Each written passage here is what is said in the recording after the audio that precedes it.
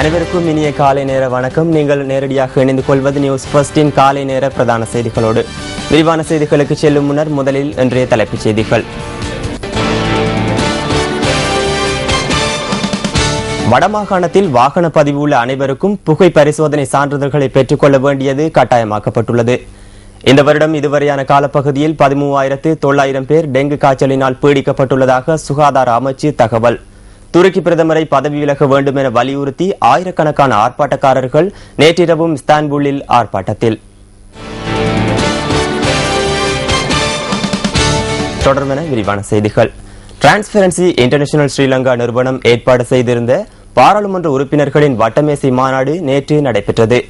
நாட்டில் நிலவும் ஊழல் மற்றும் மோசடி தொடர்பில் கலந்துரையாடப்பட்ட இந்த வட்டமேசை மாநாட்டில் ஆளும் கட்சி எதிர்க்கட்சி பாராளுமன்ற உறுப்பினர்கள் கலந்து கொண்டனர். While many people talk of constitutional reform, I don't think you should push too much. அரசியலமைப்பு திருத்தம் தொடர்பில் அதிகளவானோர் கருத்து வெளியிட்டு வரும் நிலையில் அதனை விரைவான பிரவேசத்திற்குள் தள்ளிவிடக்கூடாது. ஏனெனில் இணக்கப்பாட்டினை ஏற்படுத்திக் கொள்வதற்கு முன்னதாக இந்த தொடர்பில் தீர்மானங்கள் மேற்கொள்ளப்பட்டால் கருத்து மோதல்கள் ஏற்படலாம். முதலில் அமைச்சரவை 25 குறைக்க வேண்டும். அமைச்சரவை குறைக்கும் வரை எம்மால் ஊழலுக்கு எதிரான செயற்பாடுகளை மேற்கொள்ள முடியாது. அதேபோன்று ஊழல் இடம்பெறுகின்றதா என்பதை பாராளுமன்றமே மேற்பார்வை செய்கிறது. அங்கு இருப்பவர்களில் அநேகமானவர்கள் அமைச்சர்களாக பதவி வகித்தால் அந்த மேற்பார்வை நடவடிக்கை எவ்வாறு சாத்தியப்படும்?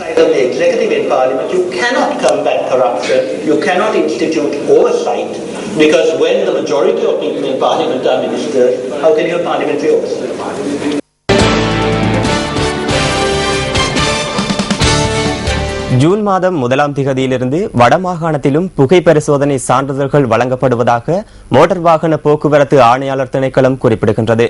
இதற்கமைய நாட்டின் அனைத்து பகுதிகளிலும் தற்போது புகை பரிசோதனையை செய்து கொள்ளக்கூடிய வசதிகள் ஏற்பட்டுள்ளதாக மோட்டார் வாகன ஆணையாளர் நாயகம் SH ஹரிச்சந்திர தெரிவித்தார். வடமாகாணத்தில் வாகன பதிவு உள்ள அனைவரும் புகை பரிசோதனை சான்றிதழ்களை பெற்றுக்கொள்ள வேண்டியது கட்டாயமாக்கப்பட்டுள்ளது. புதிதாக அமைக்கப்பட்டுள்ள புகை பரிசோதனை நிலையங்கள் தொடர்பில் ஏற்கனவே பத்திரிகைகளில் விளம்பரப்படுத்தியுள்ளதாக மோட்டார் வாகன ஆணையாளர் நாயகம் குறிப்பிட்டுள்ளார். இந்த சான்றிதழை பெற்றுக் கொள்வதற்கான நடைமுறை தொடர்பிலும் தெளிவுபடுத்தப்பட்டுள்ளதாக அவர் கூறியுள்ளார்.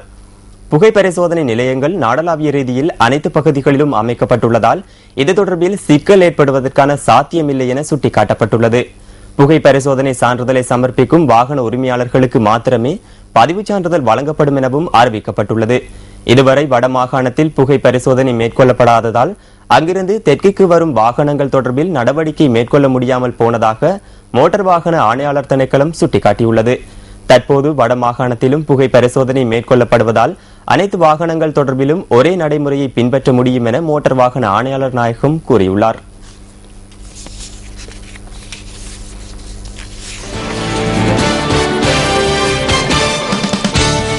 இந்த வருடம் இதுவரையான காலப்பகுதியில் 13,900 பேர் டெங்கு காய்ச்சலினால் பீடிக்கப்பட்டுள்ளதாக சுகாதார அமைச்சு தெரிவித்துள்ளது.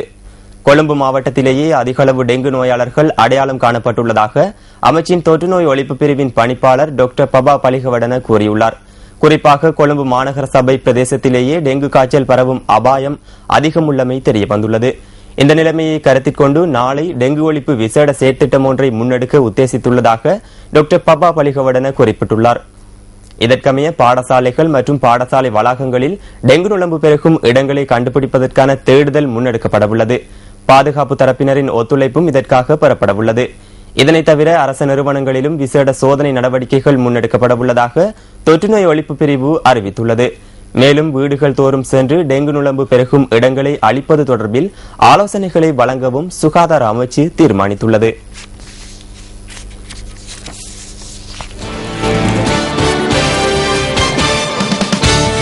கொகுபலை போலீஸ் நிலையத்திலிருந்து சந்தேக நபர் ஒருவர் தப்பிச் சென்றமை தொடர்பில் 3 போலீஸ் உத்தியோகத்தர்கள் பணி இடைநிறுத்தம் செய்யப்பட்டுள்ளனர்.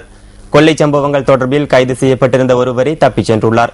போலீஸ் நிலையத்திற்குள் உள்ள சிறைக்கூடம் ஒன்றில் சுவரை உடைத்து சந்தேக நபர் தப்பிச் சென்றுள்ளதாக போலீசார் தெரிவித்தனர். இந்த சம்பவம் இடம்பெற்ற போது கடமையில் இருந்த தலைமை போலீஸ் இன்ஸ்பெக்டரும் மேலும் 2 கான்ஸ்டபிள்களும் பணி இடைநிறுத்தம் செய்யப்பட்டுள்ளனர். ரன்ன பகுதியைச் சேர்ந்த குறித்த சந்தேக நபரை கைது செய்வதற்காக விசேட போலீஸ் குழு ஒன்று நியமிக்கப்பட்டுள்ளது.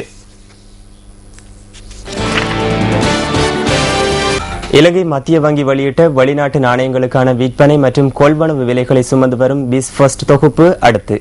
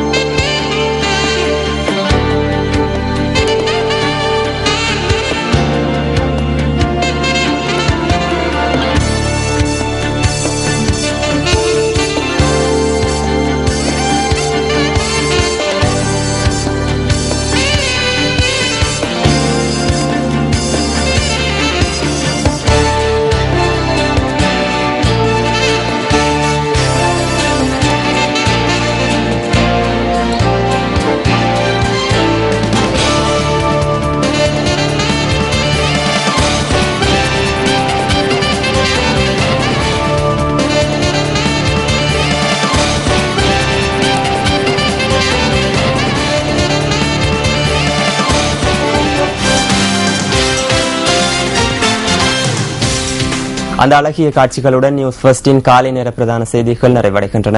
எமது மணித்தியால செய்திகளை 10:25 எதிர்பாருங்கள். வணக்கம்.